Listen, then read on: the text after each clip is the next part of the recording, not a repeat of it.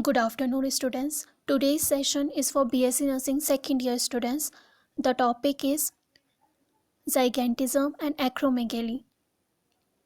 In this session, we will discuss about what is gigantism and acromegaly, what are the causes, what are the clinical features associated with these disorders, how to diagnose these disorders, and what is the management of gigantism and acromegaly. So both of these disorders are growth hormone hypersecretions. It means there is elevated levels of growth hormones in both of these disorders. Gigantism occurs when growth hormone hypersecretion occurs before the fusion of long bone epiphysis. So, as you all know, in girls around 12 to 16 years of age and in boys 14 to 19 years of age, complete fusion of the epiphyseal plate take place. But before the fusion of this epiphyseal plate, if there is a hypersecretion of growth hormone, this will lead to the gigantism. As the epiphyseal plates are not closed, therefore the person will have tall stature.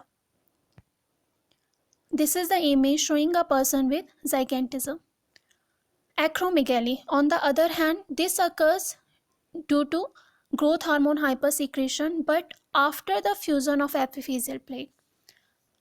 There is the closure of epiphyseal plate which occurs after puberty, and this will lead to the large extremities and the characteristic faces, which we will discuss in next slide. This is the person who is having acromegaly, and there is the characteristic of the facial appearance. You can see here, there is the nose which is broad, the lips are very large, and there is the enlargement of the jawbone, mandible bone. So these are the characteristic facials in the acromegaly. Gigantism is also known as giantism.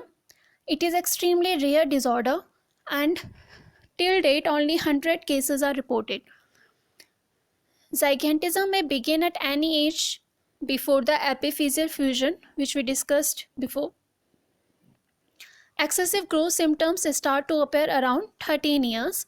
There is excessive growth also, and height is above average 7 to 9 feet, that is 2.1 to 2.7 meter. Acromegaly. This affects about 6 per 1 lakh people. It is most commonly diagnosed in the middle age. The average age of presentation is 44 years, and male and females are affected with equal frequency.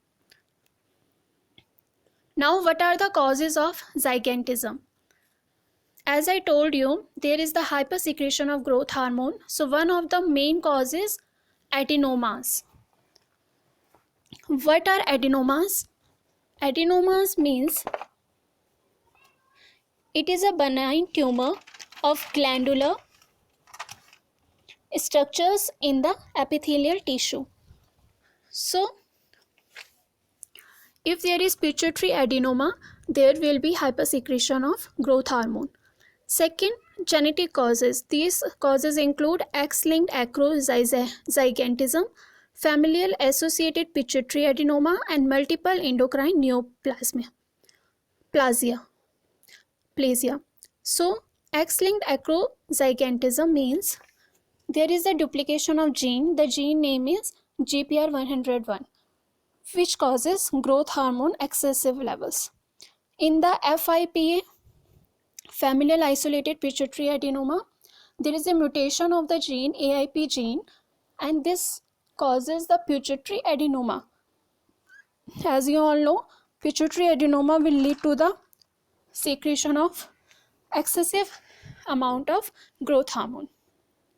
Then men, multiple endocrine neoplasia. This is a hereditary condition in which there are tumors of endocrine glands occur, and the most common endocrine glands which are affected are pituitary, pancreas, and parathyroid. So all these genetic causes are causing the hypersecretion of growth hormone. But in acromegaly, 98% cases are because of pituitary adenoma. There are no any genetic causes, and there are other tumors which are non-pituitary. For example, tumors of pancreas, lungs, and the adrenal glands. And these are producing growth hormone themselves, or they are producing growth hormone releasing hormone. As hypothalamus stimulate the growth hormone releasing hormone, which in turn stimulate anterior pituitary to release the growth hormone. And this growth hormone stimulate the formation of insulin like growth factors, IGF. These are also called somatomedins. The IGF-1, which is produced mainly in the liver, there are other cells which produces this IGF-1. These include chondrocytes like cartilage cells, kidneys, muscles, and GI tract. So what is the function of this insulin like growth factor 1? This causes hypertrophy, that is increase in size, and hyperplasia, that is increase in cell numbers of most tissues including bone also. So this is how the acromegaly and gigantism are caused. Now the clinical features of gigantism: tall stature, mild to moderate obesity, which is very common, macrocephaly, the head is large in size, and this may precede the linear growth. So there will be enlargement in the head and the growth is linear. It means it is occurring at a same rate. Then soft tissue hypertrophy will be there, exaggerated growth of the hands and feet with thick fingers and the toes. Then the facial features are coarse, means that they are very rough and harsh on texture. Frontal bossing. Frontal bossing means protuberance of the frontal bones. Then prognathism. Prognathism is the protrusion of the jaw. Okay. Then hyperhidrosis, excessive sweating. Now we discuss about the clinical features of gigantism. Now what are the clinical features of acromegaly? Increased size of extremities due to bony expansion and soft tissue swelling. Extremities have a duff-like consistency. This is its characteristic. Then hyperhidrosis, and in 98% cases skin tags are present in acromegaly patients due to epithelial cells hyperproliferation. The appearance of face. In the face, prominent supraorbital ridges. So what are supraorbital ridge? These are the prominency of the frontal bone above the eyes. Then broad nose, the lips are large, overbite, which is called malocclusion. The upper teeth protrude over the lower teeth by a proportion of about 30 to 50%. Then prognathism, then tongue enlargement and coarsening of facial feature. Oily skin is there, but acne is not common, and in 40% of patients, hyperpigmentation will be there. In the musculoskeletal, the person will have generalized weakness, lethargy, and elongation of the jaw. The person may have deep voice and the obstructive sleep apnea. What is obstructive sleep apnea? During sleep, the person's breathing stops involuntarily for the brief period of time. This is known as obstructive sleep apnea, and it is occurring because the upper airway soft tissues are swollen and also because of the large trunk. So we discussed the clinical features of acromegaly. This image is showing enlargement of the hands, and there is less space in between the fingers. The person has broad nose and the overgrowth of the jawbone. Then supraorbital ridge are prominent. There is a spacing in the lower teeth. How to diagnose? Serum levels of insulin growth factor 1 are checked. Then there is a test which is OGTT, oral glucose tolerance test, along with growth hormone measurement is done. So patient remain fasting for 12 hours. Then at the morning, baseline serum human growth hormone is checked. Then 75 gram glucose is administered to the patient. Then sample is collected for this human growth hormone every 30 minutes for the 2 hours. If the human growth hormone does not suppress below 1 microgram per liter, it means the person is having gigantism or acromegaly. And this is because growth hormone is suppressed by the glucose in normal individuals. but in the acromegaly and the gigantism, it will not be suppressed. Then pituitary MRI will show the size and extent of adenoma, pituitary adenoma. Management. The aims of treatment are: first, removal of the pituitary tumor to relieve the mass effects, like the person, because of this tumor, the person may have headache, visual effects, disturbances, normalization of insulin-like growth factor 1 levels, relief of symptoms, and monitoring of associated comorbidities.